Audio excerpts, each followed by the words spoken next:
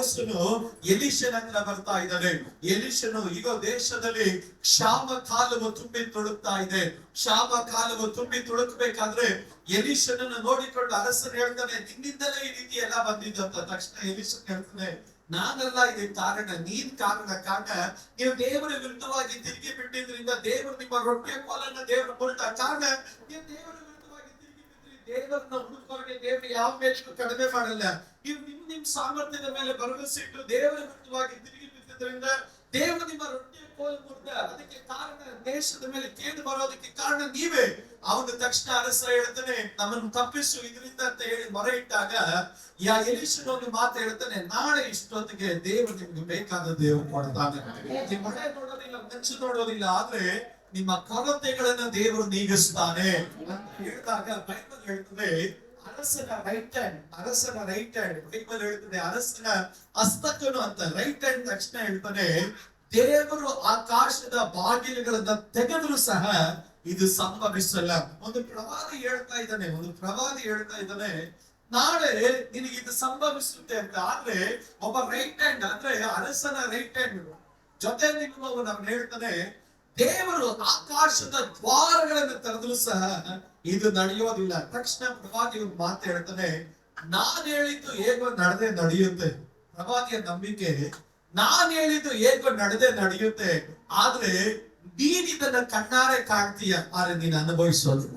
ನೀನ್ ಅನುಭವಿಸೋದಿಲ್ಲ. ಬೈಬಲ್ ಅಲ್ಲಿ ಗಮನಿಸ್ತೇವೆ, ಮಾರನೇ ದಿವಸದಲ್ಲಿ ಶತ್ರುವಿನ ಪಾಳ್ಯದಲ್ಲಿ ಇಗೋ ಜಯ ಸಂಭವಿಸಿತು. ಇಗೋ ಶತ್ರುಗಳನ್ನ ದೇವರು ಅಟ್ಟಿಬಿಟ್ಟ.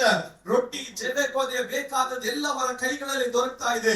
ದೊರಕಿದಂತ ಸಂದರ್ಭದಲ್ಲಿ ದೇವರ ವಾಕ್ಯದಲ್ಲಿ ನಾವು ಈ ರೀತಿಯಾಗಿ ನಾವು ಗಮನಿಸ್ತೇವೆ.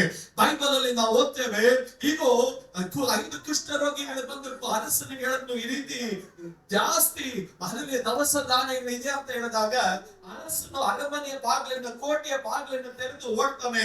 ಕೋಟೆಯ ಬಾಗಿಲನ್ನು ತೆರೆದು ಓಡಿದಾಗ ಬೈಬಲ್ ಅಲ್ಲಿ ನಾವು ಗಮನಿಸಲಿಕ್ಕೆ ಸಾಧ್ಯವಾಗುವಂತ ಒಂದು ಕಾರ್ಯ, ಹಸ್ತಕನು ಬಂದು ಜನರ ಮಧ್ಯದಲ್ಲಿ ನಿಲ್ತಾನೆ. ಜನ ಎಲ್ಲ ತುಳುಕೊಂಡು ಅವನನ್ನು ಕೊಂದು ಬಿಟ್ಟು ಅವರು ಹೋಗ್ತಾರೆ.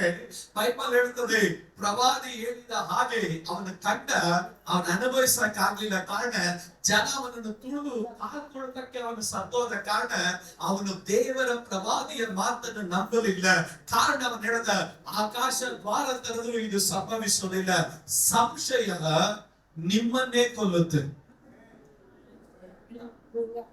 ಇನ್ನೊಂದು ಸಾರಿ ಇದನ್ನ ಹೇಳ್ತೇನೆ, ಸಂಶಯ, ಸಂದೇಹ ನಿಮ್ಮನ್ನೇ ಕೊಲ್ಲುತ್ತೆ.